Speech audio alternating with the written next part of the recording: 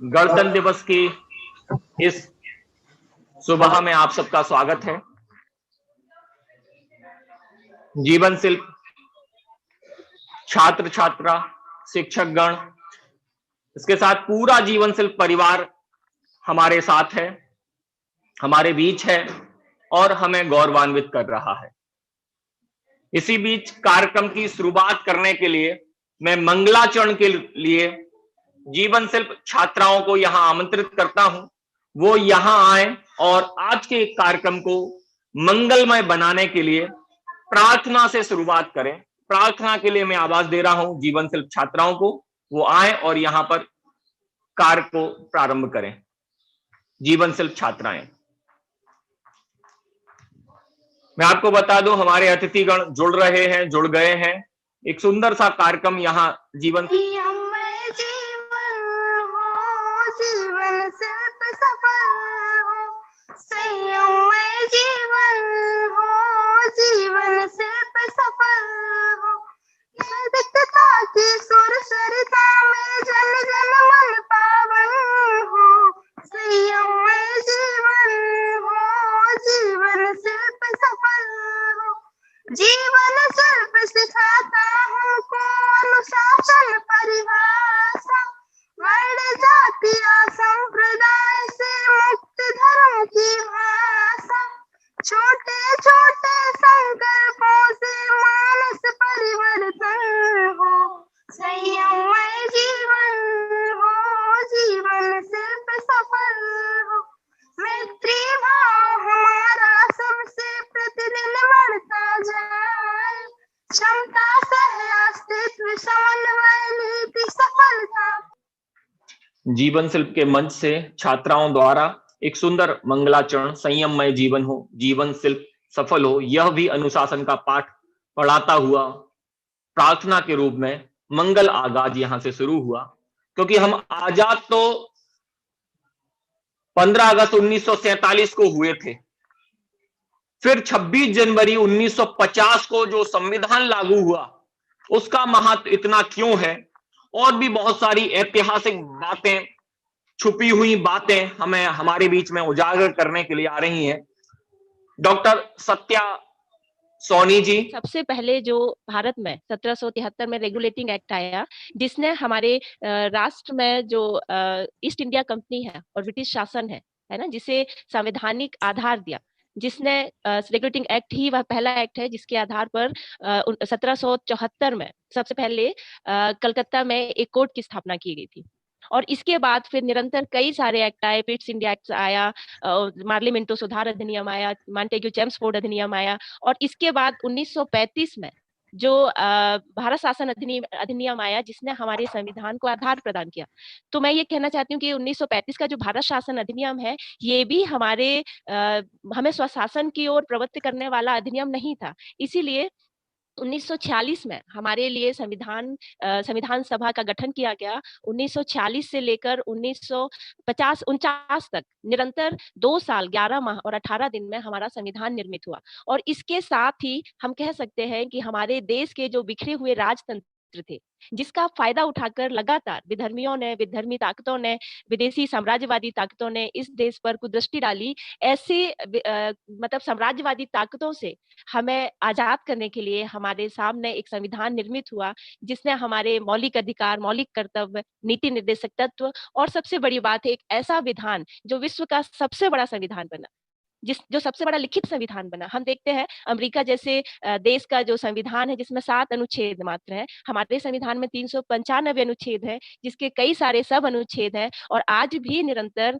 कई अमेंडमेंट के बाद, लगभग 100 अमेंडमेंट से अधिक हो चुके हैं, हमारा संविधान निरंतर अपनी जीवंतता बनाए हुए है, जिसमें निरंतर अपनी परिस्थितियों के अनुकूल या इस लोकतंत्र को, इस गणतंत्र को सुचारू रूप से चलाने के लिए निरंतर हमारे संविधान में परिवर्तन होते रहते हैं। एक कठोरता और लचीलेपन का ऐसा अद्भुत सम्मिश्रण है हमारे संविधान में, जो विश्व में कहीं देखने को नहीं मिलता। तो ऐसा संविधान जिसने इस विशाल लोकतंत्र को, इस विशाल गणतंत्र को पूरी तरह से साधा हुआ है।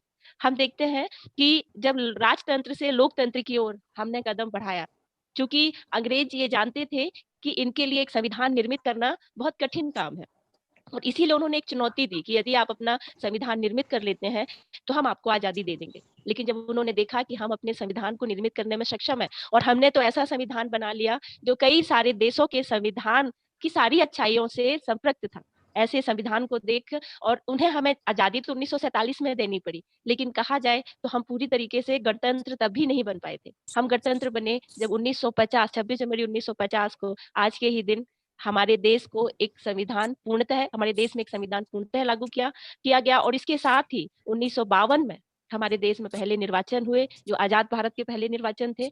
और इसके साथ ही हमारे देश में, अच्छा, गणतंत्र की अगर हम बात करें तो यह गणतंत्र क्या है? एक ऐसा तंत्र जो लोगों के द्वारा प्रत्यक्ष या अप्रत्यक्ष रूप से उनके लिए ही निर्मित किया जाए। तो हमारे देश का जो मुखिया है, सर्वे सर्वा है, इसे चुनने का अधिकार हमें, और हमने चुना। और आपने देखा कि हमारे समानांतर जितने भी पड़ोसी राज्य हैं, जिनमें भी लोकतंत्र स्थापित किया गया, लेकिन उस लोकतंत्र से हमारा लोकतंत्र, हमारा गणतंत्र कितना श्रेष्ठ है। इतने विशाल संख्या के साथ, कितनी सफलता के साथ हमने अपने लोकतंत्र को, अपने गणतंत्र को यथावत रूप में और निरंतर इसमें परिवर्तन के साथ समृद्ध किया है। अगर हम बात करें कि विश्व के इस सबसे बड़े लोकतंत्र को स्थापित करने की, तो गांधी जी ने इसके लिए कहा था कि भारत का जो लोकतंत्र है, जो गणतंत्र है, ये भीड़ तंत्र की तरह है।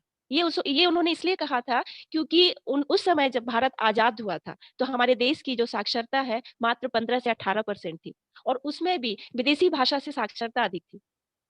तो गांधी जी ये कहते थे कि निरक्षर लोग क्या वोट डालेंगे या किस तरीके से अपने गणतंत्र के मुखिया का चुनाव कर पाएंगे। और इसलिए उनका एक सपना था कि केंद्रीकृत की बजाय हम विकेंद्रीकृत सत्ता की स्थापना करें। हमारा जो सत्ता की तरफ केंद्रीकरण ना हो, जन की ओर विकेंद्रीकरण हो। और उनके इस सपने को, कहना चाहिए गांधी के जो सपनों का भारत है, वो धीरे धीरे साकार हुआ। कहते हैं अंग्रेजों के आने के पहले या विदेशी साम्राज्यवादी शक्तियों के आने के पहले हमारा जो राष्ट्र था, जहाँ की साक्षरता दर लगभग 100% के आसपास थी, लगभग 100% के आसपास, क्योंकि हमारा हर घर पाठशाला होती थी, है ना। लेकिन समय के साथ विदेशी आक्रमणकारियों के निरंतर अन्याय और अत्याचारपूर्ण नीतियों के कारण, मैकाले की जो शिक्षा पद्धति के कारण हमारी शिक्षा व्यवस्था चरमरा गई। आज लेकिन धीरे धीरे, और जो अभी नई शिक्षा नीति आई है, जिसने पूरी तरह से हमारी मतलब देश के अनुरूप शिक्षा व्यवस्था को गठित किया है और उसे लागू करने का प्रयास भी कर रहे हैं। तो मैं यही कहूंगी कि आज हमारा लोकतंत्र, हमारा गणतंत्र भीड़ तंत्र नहीं रह गया। आज हम 74% 75% से अधिक साक्षर हैं। और सबसे बड़ी बात यह है कि जो निरंतर होते चुनाव है और उसके जो विश्लेषण है, वो ये साबित करते हैं।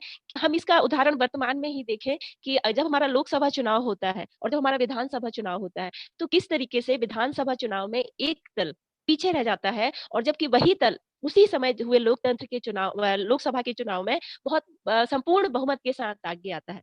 क्योंकि लोगों ने समझा है, लोगों ने जाना है कि उन्हें किसे चुनना है ना। और धीरे धीरे हम देख रहे हैं कि पूरे राष्ट्र में ये लोकतंत्र, ये गणतंत्र बड़ी बड़ी श्रेष्ठता के साथ अपने को साबित करते हुए पूरे विश्व के लिए एक आश्चर्य, एक कौतूहल और एक श्रेष्ठ उदाहरण साबित हो रहा है। तो मैं भारत के इस गणतंत्र की, भारत के इस लोकतंत्र की आप सभी को शुभकामनाएं देती हूँ।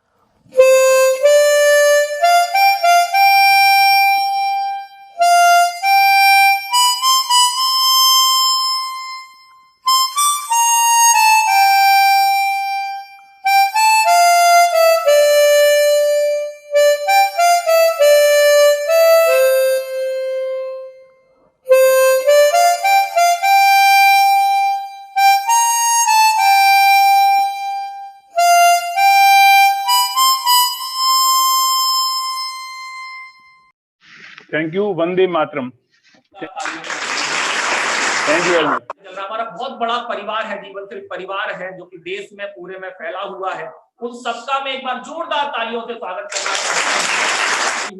मैं अपने मुंह से क्या कहूं, हमारे जीवन सिर्फ इंटर कॉलेज में 2011 में सोसाइटी के रूप में रजिस्ट्रेशन कराया, 12 से हमारा सफर शुरू हुआ और अब 10 वर्ष होने को है। ये 10 वर्ष कैसे रहे इसके बारे में मैं बात करूंगा। अभी मैं चाहता हूं कि एक सुंदर सा कार्यक्रम यहाँ पर हो। उसके पहले जीवन शिल्प के 10 वर्ष के बारे में मुझे किसी ने कहा कि आप बताइए कि क्या किया इन 10 वर्षों में। हमने 3 वर्षों में जिले में श्रेष्ठतम स्थान प्राप्त किया। लगातार शिक्षण और संस्कारमय हमारा अध्ययन पद्धतियां भारतीय शिक्षण में, उनके द्वारा हमने यहाँ पर कई सारी वरीयता हासिल की। 3 साल में जिले में उत्कृष्ट स्थान प्राप्त करना, 5 साल में उत्तर प्रदेश में सर्वश्रेष्ठ छात्र के रूप में सम्मान मिलना, उसके बाद न्यायाधीश द्वारा देश का आदर्श विद्यालय घोषित होना, ऐसी बहुत सारी उपलब्धियां हमारे बीच में है। 10 वर्ष का होता जीवन शिल्प के लिए मैं हमारे Rajiv ji Jain DAV public school Delhi से हैं, उनको मैं नहीं भूल सकता हूं आज के दिन। मैं समय कैसे बीत जाता है ये पता नहीं लगता। 10 साल कैसे बीत गए इस इंस्टीट्यूट को, जिसको 10 साल पहले हम लोगों ने स्टार्ट किया था। पहला टीचर ट्रेनिंग प्रोग्राम 2011 में सर के साथ मिलकर किया गया था। इसकी लीडरशिप क्वालिटी बहुत, उस समय लाइक माइंडेड लोगों का मिलना बहुत जरूरी होता है किसी भी कार्य को एग्जीक्यूट करने के लिए। तो मैं खुद देख रहा था कि एक व्यक्ति शहर के सुख को छोड़कर एक गांव में जाकर एक नया इंस्टीट्यूट क्रिएट करना और उसको आगे बढ़ाने के तत्पर है। मैं खुद एमबीए फाइनेंस हूँ, छोड़ के एजुकेशन लाइन में, एजुकेशन सेक्टर में पदार्पण किया, तो ऐसे लोगों के साथ मिलना सहज था। और सबसे बड़ी बात जो ये बानपुर की धरा है आदरणीय बड़े पंडित साहब की, जिनसे मैं 91 में मिला था वहाँ, तो मुझे दोबारा मौका मिला डॉक्टर विकास जी के माध्यम से वहाँ दोबारा पहुँचने का। और उस समय जीवन शिल्प प्रादुर्भाव हुआ। नाम क्या रखना है इंस्टीट्यूट से लेकर छोटी छोटी बारीकी चीजें कि टीचर ट्रेनिंग प्रोग्राम में कंटेंट्स क्या होने चाहिए। हमारा ध्येय यह रहता था कि जो महानगरों के स्कूल्स में हो रहा है, इंस्टीट्यूट्स में हो रहा है, कॉलेज में हो रहा है, उस लेवल की ट्रेनिंग हम अपने टीचरों को दे सकें जो कि आगे अपने बच्चों को पहुंचाएं। ये कार्य दिन रात डे नाइट जबकि हमने उस समय, मुझे याद है, विकास जी के साथ मिलकर कंटेंट्स तैयार करना और क्या क्या एक्टिविटीज रखना, उसके बाद उनको इंटरव्यू लेके उनको अपॉइंटेड करना, क्योंकि नए अच्छे लोगों की टीम होना बहुत जरूरी होता है किसी भी सक्सेस के लिए। तो ये बहुत जरूरी है। और सबसे बड़ी बात जो मुझे लगी कि इतनी नॉमिनल फीस पे शिक्षा देना, वो भी संस्कारों के साथ, जो जीवन शिल्प का विजन रहा है, ये सिर्फ कार्य किया है डॉक्टर विकास जी ने और उनकी टीम ने। तो ये अपने आप में बहुत मायने रखता है, क्योंकि आप डॉक्टर सहला जी हमारे बीच में, वो जानते हैं कि दिल्ली में कई स्कूल, बॉम्बे में सेफ राजकुमार जी हमारे बीच में, वो जानते हैं कई स्कूलों की फीस 5 लाख पर एनम है, एक साल में 5 लोग। नोएडा में स्टेप बाय स्टेप स्कूल्स है, वो 5 लाख रुपए चार्ज करते हैं, और आप एक बहुत ही नॉमिनल फीस लेके आप इतना अच्छे संस्कार और शिक्षा प्रदान करना, ये अपने आप में बहुत बड़ी बात है। ये काबिले तारीफ है। इसके लिए मैं डॉक्टर विकास जी को साधुवाद देता हूं, उनके परिवार को, और कहीं ना कहीं उनकी जो श्रीमती हैं जिन्होंने सारे सुख छोड़ के गांव में रहने के लिए स्वीकार किया, मैं उनके लिए भी साधुवाद देता हूं। ये अपने आप में बहुत बड़ी बात है किसी के लिए। पूरी जिंदगी बता देना अपने पति के साथ, जो कि शहरों से आके यहाँ गाँव में इतनी उन्नति कर रहे हैं। देश के बाहर के लोगों को पता है कि यदि भारत के देश को देखना है तो उसके गाँव को देखो। तो मेरे ख्याल से सभी को बानपुर में आके देखना चाहिए कि कैसा एक आदर्श स्कूल स्थापित किया गया है यहाँ पर, जो कि पूरे इंडिया में सभी जगह के लोग इनके साथ हैं। आप देख सकते, चाहे मुंबई हो, चाहे दिल्ली हो, चाहे नागपुर हो, अलीगढ़ हो, कहीं से भी। इसका रीजन ये कि इनकी सोच अच्छी है। जब सोच अच्छी होती है तो लोग जुड़ते हैं। तो वो कहा गया कि मैं तो अकेला ही चला था, लोग मिलते रहे और कारवां बढ़ता रहा। तो विकास जी अकेले स्टार्ट किए, लेकिन लाइक माइंडेड लोग, सभी लोग कुछ ना कुछ करते रहे और कारवां बढ़ता गया। न्याय क्या है, कानून क्या है, संविधान क्या है, और संविधानों की जरूरत क्यों पड़ी, और क्या संस्कारों से संविधान को जोड़ा जा सकता है, कानूनों को जोड़ा जा सकता है। इसके लिए संक्षिप्त वक्तव्य के रूप में 5 मिनट का वक्तव्य हमें देने वाले हैं यहाँ पर न्यायाधीश अनुष्का जैन, जो कि अभी हाल ही में जज बनी है, और उनके भाई जज बनने के लिए तत्पर हैं शाश्वत जी जैन। मैं चाह रहा हूं वो यहां आकर अपनी प्रस्तुति दें और हमें समझाएं संविधान के बारे में, कानून के बारे में और संस्कारों के बारे में। जीवन शिल्प परिवार उनको सुनने का आतुर है, और उसके बाद हमारी संगोष्ठी प्रारंभ होगी। आप सबको नमस्कार करता हूं, प्रणाम करता हूं। आज का विषय हमारा संविधान, कानून और संस्कार। इस बात की शुरुआत में इस तरह करना चाहूंगा कि जब हमें आजादी मिली और फिर एक कॉन्स्टिट्यूएंट असेंबली बनी जिसका कार्य ये था कि हम संविधान बनाएं, 140 दिन तक बहस चली, गंभीर वाद विवाद हुआ, तब जाकर हमारे पास ये संविधान आया। पर उस कॉन्स्टिट्यूएंट असेंबली के पास एक बहुत बड़ी समस्या थी। अब समस्या क्या थी? समस्या ये थी कि इतने सालों से जो जनता श्रीमद् भगवत गीता को मानती थी, कुरान शरीफ को मानती थी, बाइबल को मानती थी, गुरु ग्रंथ साहिब को मानती थी, जिनवानी को मानती थी, अब उनको ये बताना था कि ये संविधान जो है यही आपकी गीता है, यही कुरान है, यही बाइबल है। तो अब कैसे करें? तो कॉन्स्टिट्यूएंट असेंबली ने बहुत सोचने के बाद बंगाल के एक बहुत ही प्रमुख पेंटर, चित्रकार नंदलाल बोस जी को बुलाया और उनसे ये कहा कि आप कुछ ऐसा चित्र बना दीजिए जिससे जो भारत की जनता है उसे ये कॉन्स्टिट्यूशन, हमारा संविधान फॉरेन डॉक्यूमेंट ना लगे, उनको ये ना लगे कि ये तो भाई बाहर का डॉक्यूमेंट है। तो आपको बता दूं कि जो कॉन्स्टिट्यूशन हमारा ओरिजिनल कॉपी है, फर्स्ट कॉपी है, उसके अगर आप भाग 3 देखें, जो मौलिक अधिकारों के बारे में बात करते हैं, फंडामेंटल राइट्स के बारे में बात करते हैं, वहां पे आपको श्री राम दिखेंगे तीर और कमान लेकर। जो directive principles of state policy है, वहां पर आपको श्री कृष्ण मिलेंगे बांसुरी के साथ। आगे कई सारे चैप्टर्स के अंदर, कई सारे भागों के अंदर आपको महावीर भगवान मिलेंगे, आपको गौतम बुद्ध दिखेंगे, आपको अकबर भी दिखेंगे, पर औरंगजेब नहीं। देखिए फर्क है। आपको और कई सारे मान्यता रखने वाले आपको भगवान भी मिलेंगे, उनके चित्र भी मिलेंगे, उनकी जीवन से आस्था रखने वाले। इससे क्या पता चलता है? इससे पता चलता है कि कानून और धर्म के अंदर एक कनेक्शन है, दोनों जुड़े हुए हैं। जो कानून है वही धर्म है, जो धर्म है वही कानून है। इसलिए मैं कहता हूं कि जिसने कानून पढ़ लिया उसने धर्म पढ़ लिया, जिसने धर्म पढ़ लिया उसने कानून पढ़ लिया। अब धर्म क्या कहता है? धर्म कहता है जियो और जीने दो। ठीक है भाई, कानून भी यही कहता है, राइट टू लिव, जीने का अधिकार, अनुच्छेद 21। पर धर्म क्या कहता है? कि आपको किसी को मारने का हक नहीं है, आपको आत्महत्या करने का भी हक नहीं है, ये पाप है। ये धर्म कहता है ना हमको। यही हमें संविधान भी कहता है कि अनुच्छेद 21 के अंदर आपको जीने का अधिकार तो है, पर आपको आत्महत्या करने का अधिकार नहीं है। अब जीवन में परेशानी किसकी नहीं होती? सबकी होती है। हर कोई मेंटल डिप्रेशन से जा रहा है, मेंटल ब्रेकडाउन से जा रहा है। इसका सोल्यूशन क्या है? कि हम आत्महत्या कर ले, कि हम सुसाइड कर ले? नहीं, जीवन से जो भी परेशानी है उनसे लड़ना पड़ेगा, ये हमें कोर्ट कहती है। और कोर्ट ने ये भी बोला कि जिस देश के अंदर 33% आबादी गरीबी रेखा के नीचे है, वहां पर हम राइट टू डाई, आत्महत्या करने का अधिकार नहीं दे सकते। ये संविधान कहता है हमको। अब धर्म क्या कहता है हमको? धर्म हमें सिखाता है कि जो पेड़ है उसे मत काटो, जो पानी है उसको बचाओ, हवा को प्रदूषित मत करो। यही हमें संविधान कहता है, यही हमें कानून सिखाता है। एनवायरमेंटल प्रोटेक्शन एक्ट हमारे पास है। धर्म क्या सिखाता है हमको? धर्म सिखाता है कि जीवों की हत्या मत करो, जीवों को परेशान मत करो, उन्हें पत्थर मत मारो। कानून भी हमें यही सिखाता है। Prevention of cruelty against animal act हमारे पास है। धर्म क्या सिखाता है हमको? कि बड़े बुजुर्गों का, वृद्धों का आदर करो, सम्मान करो, उन्हें इज्जत दो। कानून भी हमें यही कहता है कि 125 सीआरपीसी के अंदर जब हम मेंटेनेंस की बात करते हैं, तो मेंटेनेंस सिर्फ औरतों को या विवाहित औरतों को नहीं है, बच्चों को नहीं है, मेंटेनेंस बड़े बुजुर्गों का भी है। अगर आपके घर में आपकी नानी है, आपकी दादी है, और आप बाहर जाकर कहीं पुण्य का काम कर रहे हैं, पर वो आपके घर के अंदर परेशान है, उनको आपकी सहायता की जरूरत है, उन्हें ऐसा कोई व्यक्ति चाहिए कि वो आपकी बात सुन ले, और आप उनकी मदद नहीं कर रहे, तो आपका ये दायित्व है कि आप उनकी बात सुने, आप उनको मेंटेन करें। वरना क्या है, आजकल तो लोग अपने घर से बाहर निकाल देते हैं माँ बाप को।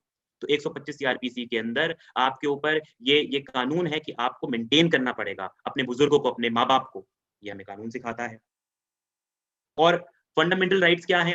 मौलिक अधिकार क्या सिखाता? धर्म हमें सिखाता है कि हर एक व्यक्ति को समान रूप से आप उनके साथ व्यवहार करें, इक्वल ट्रीटमेंट करें। यही हमें धर्म सिखाता है। चाहे राजा हो, चाहे रंग हो, चाहे गरीब हो, अमीर हो, गोरा हो, काला हो, औरत हो या पुरुष हो, संविधान भी हमें कहता है, कानून भी हमें कहता है, अनुच्छेद 14 राइट टू इक्वालिटी।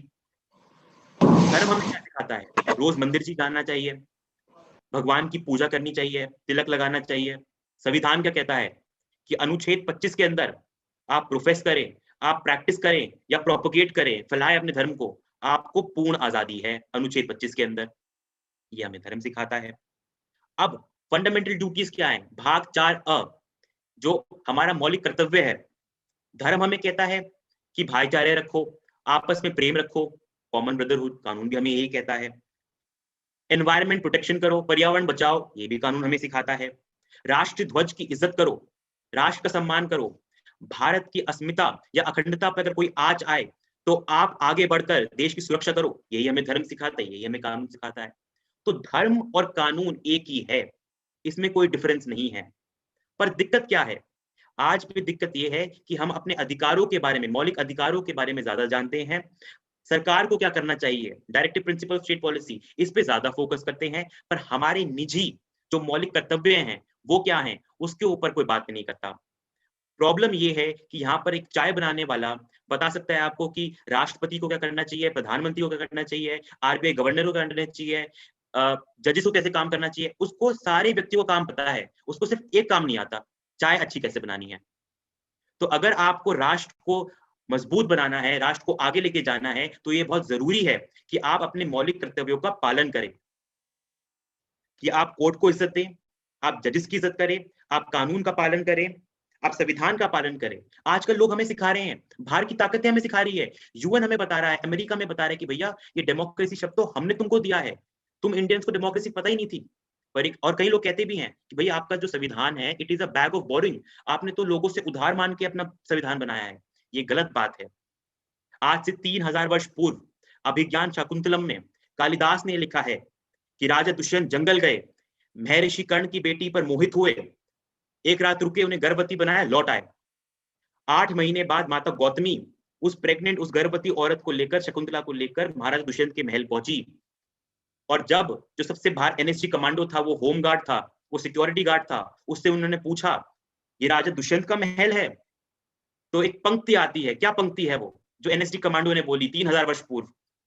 अवश्य मोहम लोकतंत्र से सर्वाधिकारः, this is your continuous constitutional right to meet your emperor at any time. आप घंटा बजाइए और सोता हुआ दुष्यंत आपसे मिलने आएगा। ये डेमोक्रेसी है, ये हिंदुस्तान ने विश्व को सिखाया है। तो विश्व ने हमें डेमोक्रेसी नहीं दी, हमने विश्व को डेमोक्रेसी सिखाई है।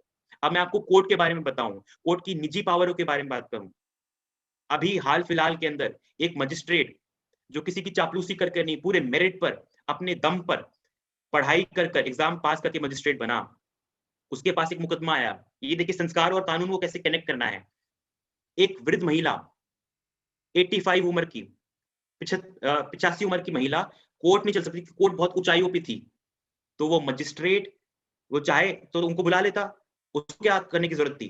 पर वो मजिस्ट्रेट बाहर निकला कोर्ट से, कोर्ट की सीढ़ियों पे बैठा और वहां बैठकर उस वृद्ध महिला का उसने स्टेटमेंट लिया।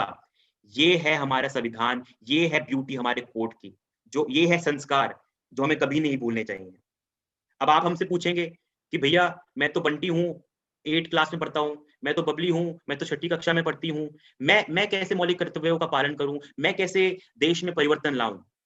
तो उसका आंसर ये है कि आरटीआई, आप अभी से एक्टिविज्म में अपने आप को एंगेज करें। 10 रुपए के अंदर, महज 10 रुपए के अंदर आप सरकार से जो भी आपको लगे, आपको जानकारी चाहिए, आप उसको ले सकते हैं। उसमें लोकल स्टैंड आई, कभी कभी कोर्ट पूछते, अगर आप पिटीशन डाले कोर्ट के अंदर, पीआईएल डाले, उसमें बहुत सारी कॉम्प्लिकेशंस हैं। आप कहोगे कि भैया मैं तो वकील नहीं हूं, मुझे तो कानून की जानकारी नहीं है। बट अगर आप आरटीआई डालते हैं तो महज 10 रुपए के अंदर आपको सारी जानकारी मिल जाएगी। वहां कोर्ट आपसे ये भी नहीं पूछेगी कि भैया आप जानकारी पूछने वाले कौन हो, आप किस बिना पर ये जानकारी ले रहे हो, आप आरटीआई फाइल कर सकते हो। और एक और मैं तरीका बताऊं, जो मैं निहित ताकतें की बात कर रहा था, inherent powers of the court की बात कर रहा था।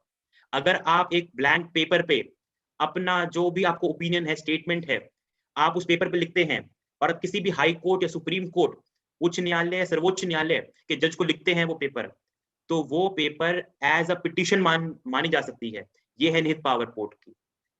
अभी एक केस हुआ था जिसके अंदर यूपी में ही किसी कस्बे में, किसी गांव में रहने वाले लड़के ने अपने स्कूल के बाहर कचरा पड़ा हुआ था, म्युनिसिपैलिटी के अगेंस्ट आरटीआई लगाई, उसको कॉम्पेंसेशन दिया।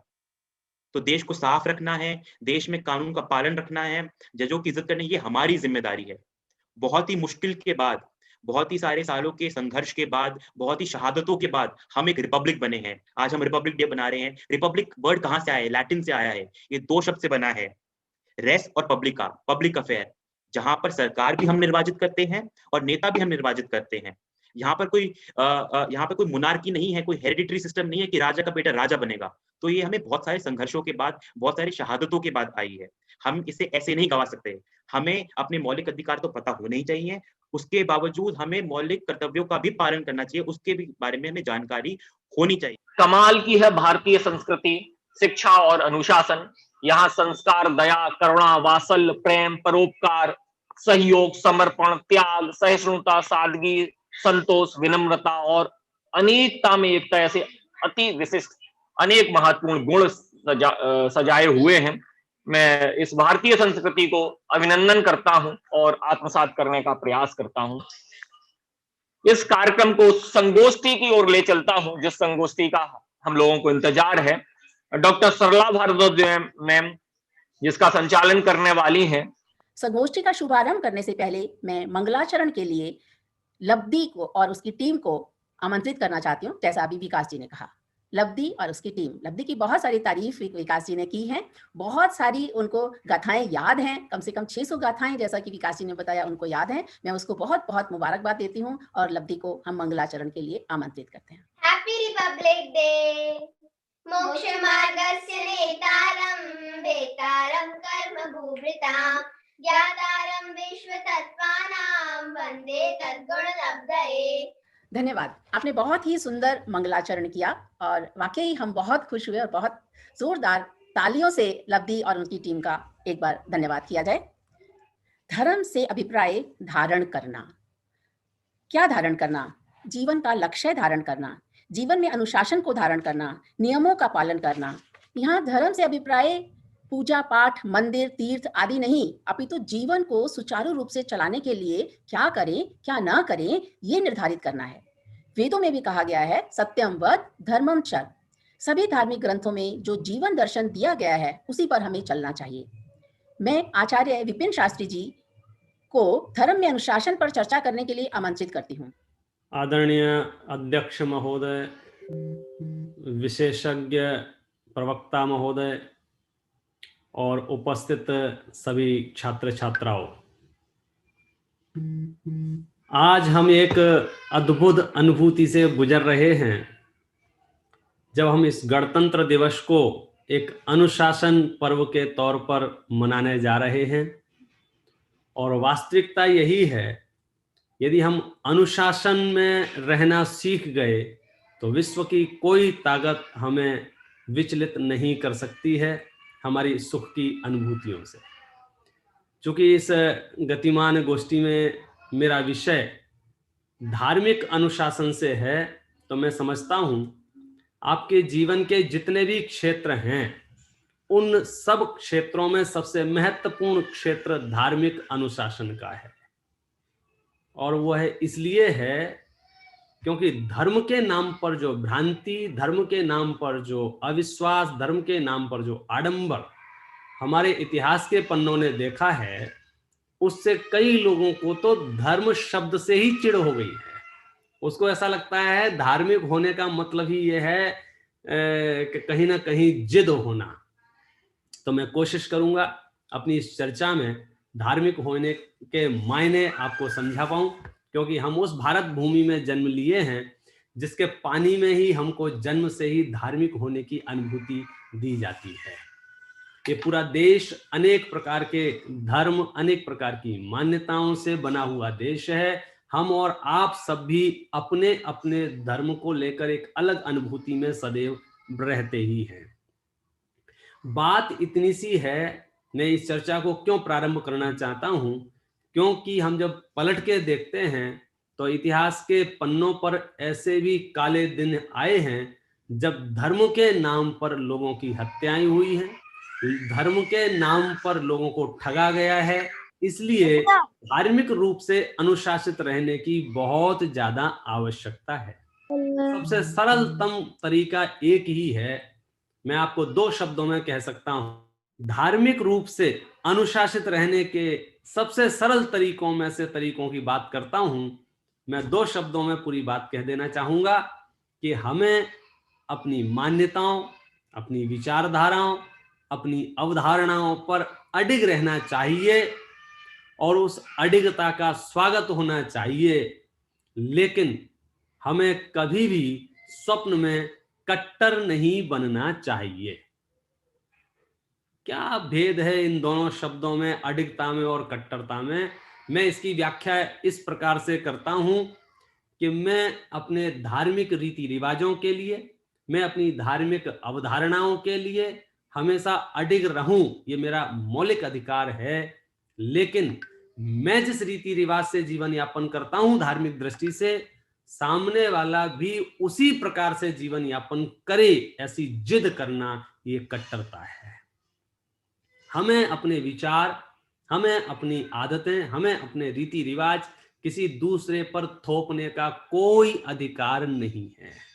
अक्सर ये भ्रम और अक्सर ये गलतफहमी अधिकांश धार्मिक लोगों में हो जाती है कि हर धार्मिक व्यक्ति दूसरे को अपने धर्ममय कर लेना चाहता है, जबकि धर्म का दायरा इतना विशाल है।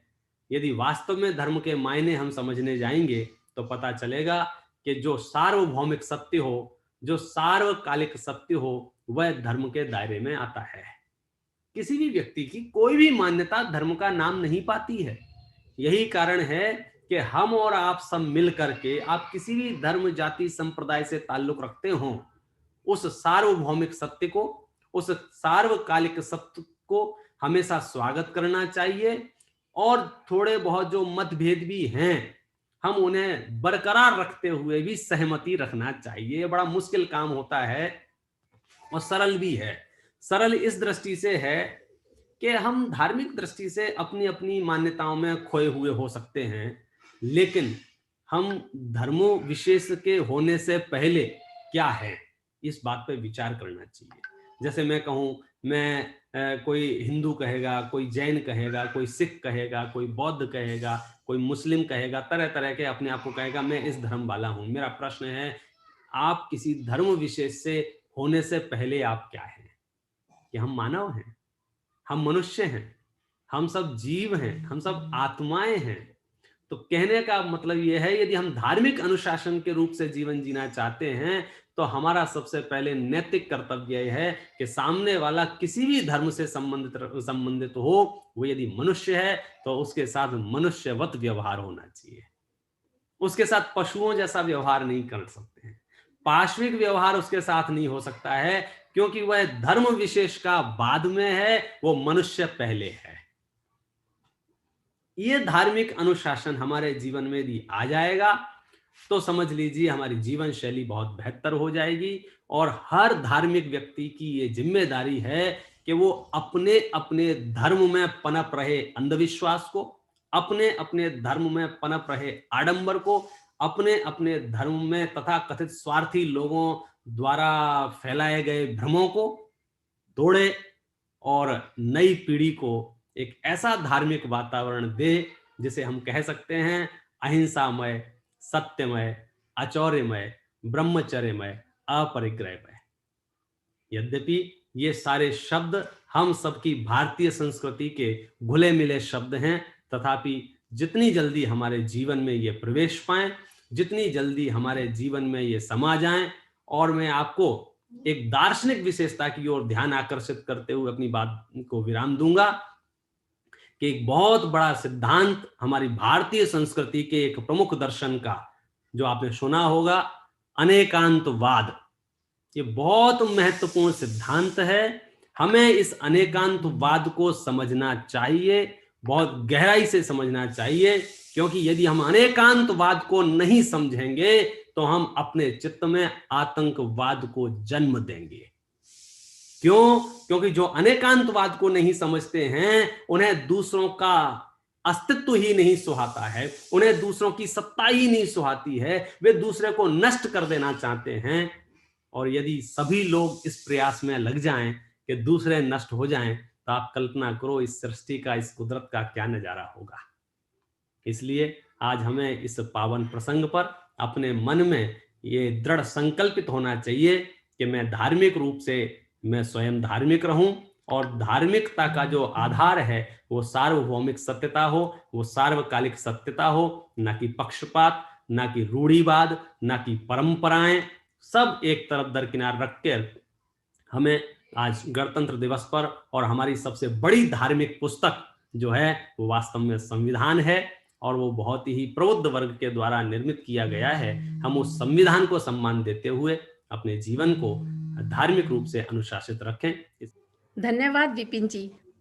समाज में अनुशासन पर चर्चा करने के लिए मैं डॉक्टर ऋचा चौधरी को आमंत्रित करती हूँ। स्वयं को शासित रखते हैं तो आप अनुशासन आराम से कर सकते हैं, और वही एक समाज में भी आपका अपना एक जो पर्सोना है, आपकी अपना जो व्यक्तित्व है, अगर वो बहुत ही शासित है, स्वयं शासित है, जिसपे आपको अपनी भावनाओं पर नियंत्रण है और आपको अपने ऊपर कंट्रोल है, कहाँ बोलना है, कहाँ नहीं बोलना है, कैसे उठना है, कैसे बोलना है, कैसे दूसरों से एक्शन रिएक्शन सब कुछ, ये सब कुछ समाज में अनुशासन पे आधारित है।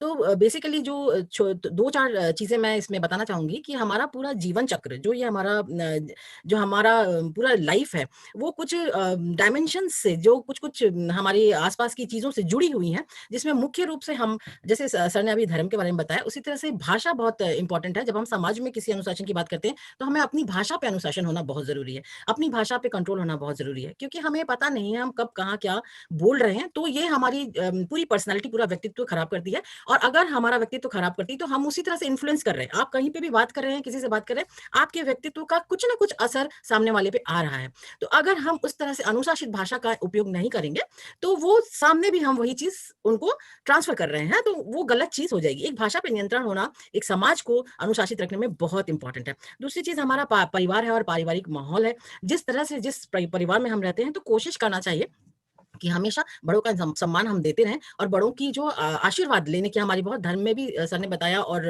वो सर आए थे अभी जो बता के गए जज हैं, होने वाले जज हैं, उन्होंने भी बताया कि किस तरह से आप व्यवहार करें ताकि लोगों के लिए आप एक रोल मॉडल बन सके, आपको लोग अनुकरण कर सके। आपका अनुकरण होना बहुत जरूरी है। अगर आप समाज में अपने आप को अनुशासित दिखाएंगे, उसको अनुकरण करने वाली आगे आने वाली पीढ़ी एक समाज में अनुशासन को बना के रख पाएगी, जिससे हम पूरे सोसाइटी को डेवलप कर सकेंगे, एक समाज का उद्धार कर सकेंगे।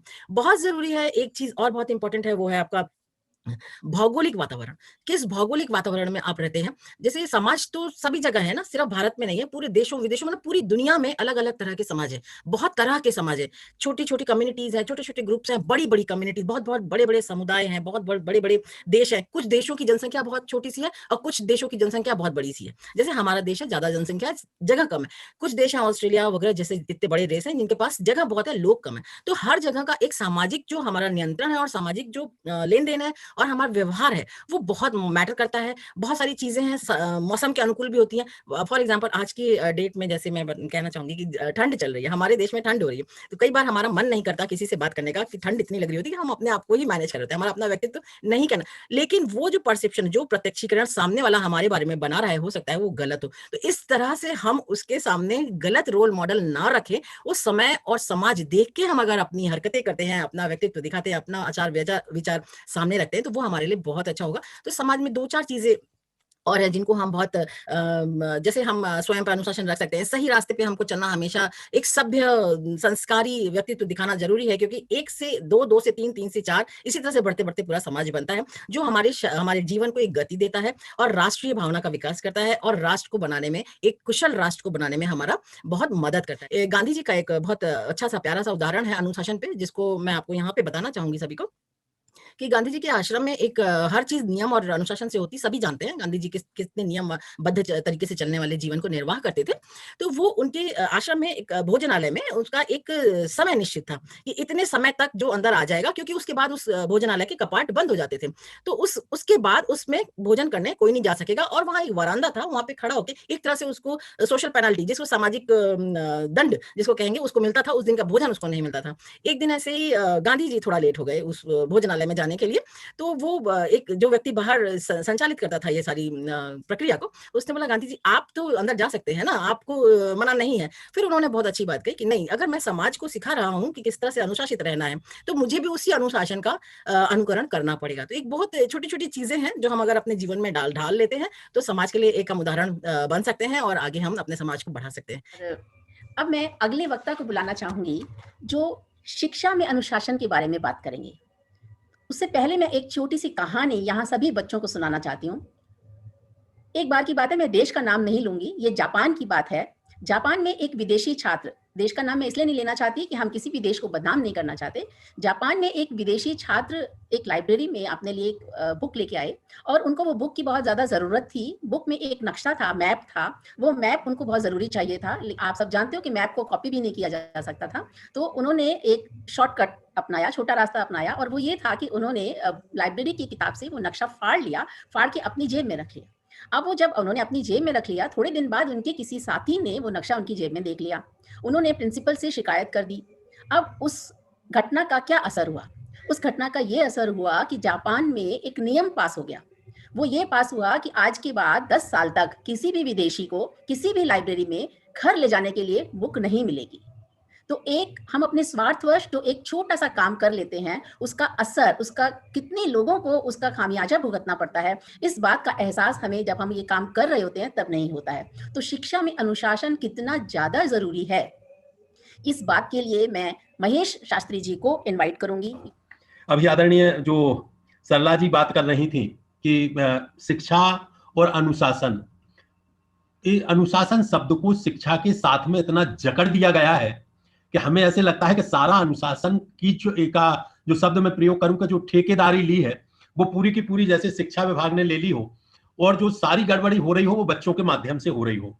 यानी बच्चों के अर्थ में इतना रूढ़ कर दिया गया है इस शब्द के लिए कि अगर बच्चे हमें शोर करते दिखाई देते हैं कक्षा में तो हमें ऐसे लगता है कि ये कितना अनुशासनहीन विद्यालय चल रहा है, बच्चे इतना शोर कर रहे हैं। ये अवधारणाएं बहुत पुरानी हो सकती हैं। आज तो जिस कक्षा में शोर नहीं हो, समझना वो कक्षा अनुशासनहीन है। अगर बच्चे बातें नहीं करें, इस शिक्षा के मापदंड बदल चुके हैं। बच्चे यदि आपस में बात नहीं कर रहे हैं, कक्षा में से शोर नहीं आ रहा है, इसका मतलब वहां कुछ हो नहीं रहा है और ये अनुशासनहीनता की पराकाष्ठा है। वास्तव में जहां हमें ऐसे लगे कि चहल पहल है, जहां शिक्षकों के मध्य हमें संवाद सुनाई दे, जहां हमें बच्चों के मध्य संवाद सुनाई दे, वो वास्तव में वहां हमें देखना चाहिए कि ये अनुशासन है, वो अनुशासनहीनता नहीं है। तो पहले तो हम कुछ मानदंडों को निर्धारण कर लें कि किन्हें हम अनुशासन प्रिय कहें या किन्हें हम ये कहें कि यहां अनुशासन है और यहां नहीं है। दूसरी चीज कि जो हम अनुशासन शब्द के लिए छात्रों के साथ में जोड़ते हैं और हम शिक्षा के संदर्भ में जब बात करते हैं तो छात्र केवल एक यूनिट मात्र है। अनुशासन के लिए न केवल छात्र उत्तरदायी हैं, वो एक पहलू हो सकते हैं, पर उनके साथ में हमें शिक्षक को भी रखना होगा, पाठ्यक्रम को भी रखना होगा, शिक्षण विधियों को भी रखना होगा और प्रशासन को भी रखना होगा। 5 जगह अनुशासन काम करता है। आप देखिए, जब कभी कोई सत्ता में परिवर्तन होता है तो सारे इतिहास की किताबें बदलने में हमारा विभाग लग जाता है। क्यों ऐसा होता है? इस समय परिवर्तन के साथ में पाठ्यक्रम परिवर्तित होना चाहिए कि सत्ता परिवर्तन के साथ में पाठ्यक्रम में परिवर्तन होना चाहिए? एक कहीं ना कहीं शिक्षा संबंधी अनुशासनहीनता है जिसको हमें देखना होगा कि वास्तव में जो हम समय समय पर जितने परिवर्तन करते हैं अपने आप को देख करके, और जो पाठ्यक्रम हमें ऐसी दिशा की ओर लेकर के जाता है कि अगले आने वाले के लिए पुनः परिवर्तन करना पड़ता है, ये मान करके चलिए कि कहीं ना कहीं वहां अनुशासनहीनता हो रही है, जिस पर हमारी बहुत सूक्ष्म दृष्टि होनी चाहिए कि हमें वहां से कैसे अपने आप को बचाव करें। आज जब हम विद्यालयों में जाते हैं, अनेक विद्यालय ऐसे मिलते हैं कि कई बार निरीक्षण के दौरान शिक्षक समय पर नहीं पहुंच पा रहे हैं। हो सकता है उनकी कोई परिस्थितियां हो, पर एक बार की परिस्थिति हो सकती है। अनेक बार ऐसी स्थितियां निर्मित होती हैं कि जहां वास्तव में हम अपने उत्तरदायित्व का निर्वहन नहीं कर रहे होते हैं, वहां बच्चों के लिए दोष नहीं दे सकते हैं। वो अनुशासनहीनता शिक्षक की अपनी अनुशासनहीनता है और उसे हमें दूर करना होगा। वास्तव में जब तक शिक्षक अपने मन से ये नहीं सोच लेता है कि हमारा दायित्व क्या है, उसका उत्तरदायित्व का भान होना ही उसका अनुशासन है। इसलिए अनुशासन का प्रारंभ शिक्षक के साथ में होता है, विद्यार्थी के साथ में नहीं होता है। या जहां जहां शिक्षकों ने अपने दायित्व का पालन किया है वहां वहां कभी अनुशासनहीनता की शिकायत नहीं मिली है, और वो विद्यालय बहुत अच्छे रूप में जाने जाते हैं जहां शिक्षकों ने अपनी मर्यादाओं का उल्लंघन नहीं किया है। तो वास्तव में उस अनुशासन को हम केवल बच्चे से ना जोड़ें, हम पहले शिक्षक के साथ में लेकर के चले कि शिक्षक का अपने उत्तरदायित्वों का पालन करना ये उसका अनुशासन है और उसे अपने अनुशासन के दायरे में रखना होगा।